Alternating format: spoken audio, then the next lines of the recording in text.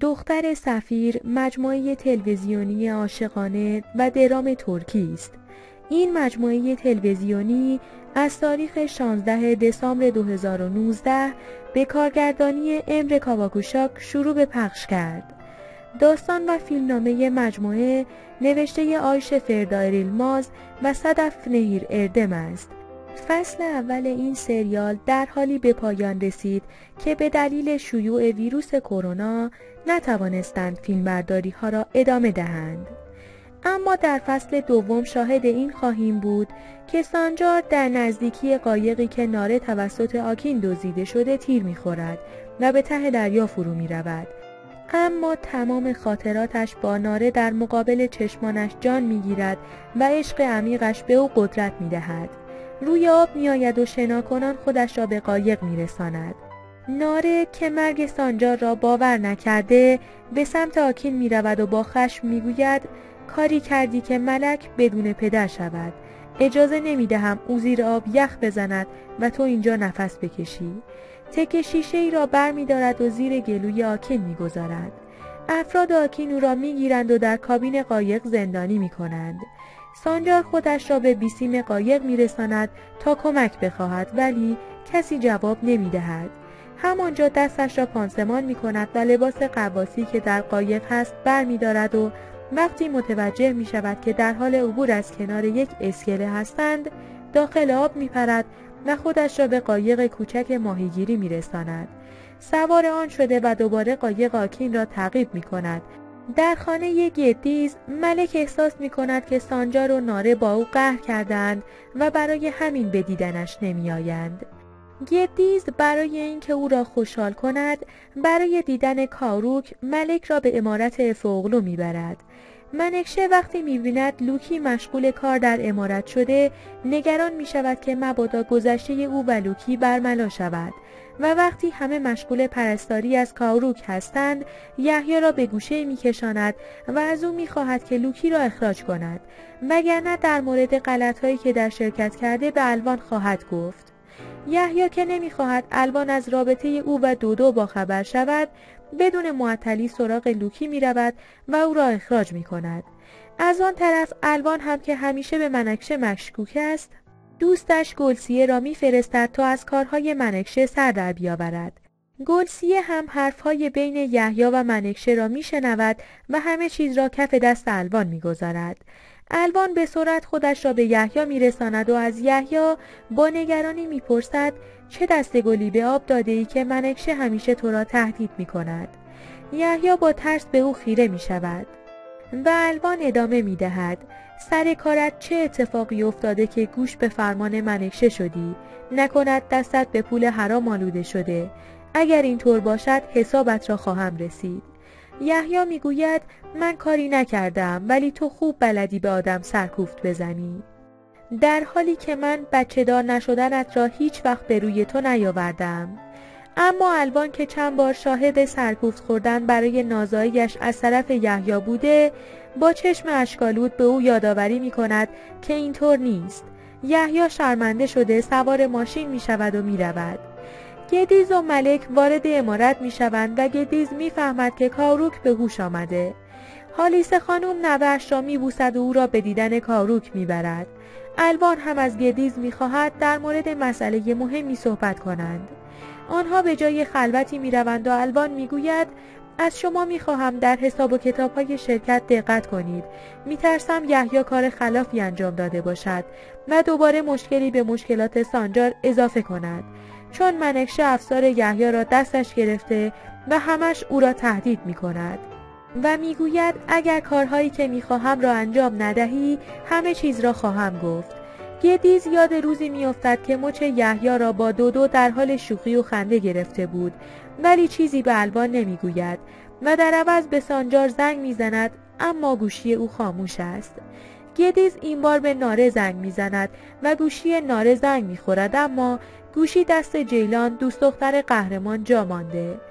جیلان به قهرمان میگوید شخصی به نام گدیز زنگ زده و با ناراحتی یاد سانجار میافتد که به خاطر ناره خودش را به آب انداخت و غرق شد و زیر لب میگوید به نظر من او یک قهرمان بود.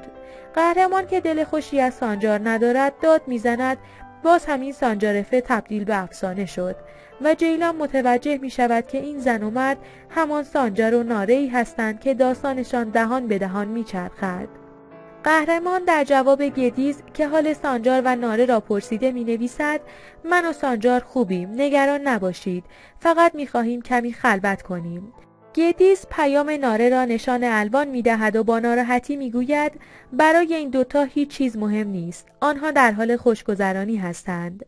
سپس برای عیادت از کاروک به اتاق او می رود و متوجه می شود که بین عشه نامزد کاروک و زهرا سر اینکه چه کسی به کاروک غذا بدهد دعواست و هالیسه هم از توجهی که زهرا به کاروک نشان می دهد حسابی عصبی است.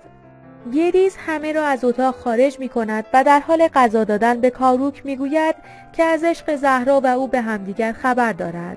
کاروک غمگین می شود و جواب می دهد که او به زهرا امیدی ندارد و بهتر است گدیز هم به ناره امیدی نداشته باشد.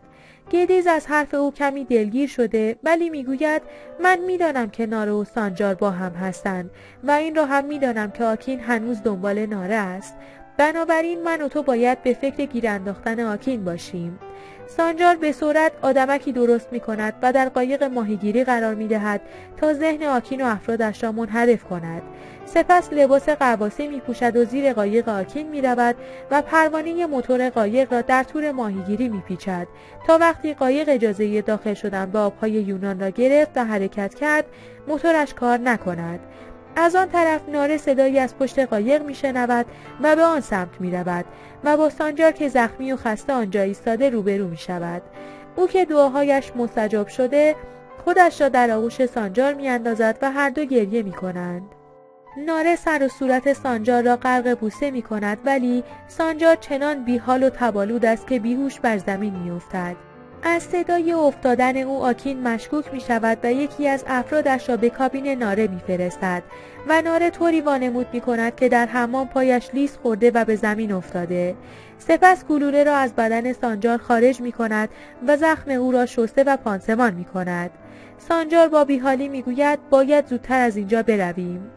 گدیز از یحیی می‌خواهد که همراه دودو به شرکت قهرمان بروند و خودش هم با عجله به دیدن قهرمان می‌رود و به او می‌گوید تو می‌دانی آکین کجاست، باید به من بگویی. اما قهرمان با بی‌تفاوتی جواب می‌دهد من آکین نمی‌شناسم، جای اشتباه آمده‌ای.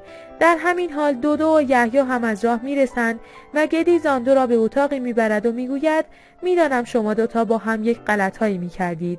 ولی از این به بعد یحیی در همین شرکت کار خواهد کرد و دودو هم استعفا خواهد داد. دودو با ناراحتی میگوید کسی که میخواست به زنش خیانت کند یحیی بود، آن وقت تاوان کارهای او را من میدهم و از آنجا بیرون میرود و تصمیم میگیرد همه چیز را به الوان بگوید. یحیی رو به گدیز میگوید من هرگز به برادرم یا زنم خیانت نکردم. گدیز میپرسد پس چه کار کرده ای که منکشه از تو سوء استفاده میکند؟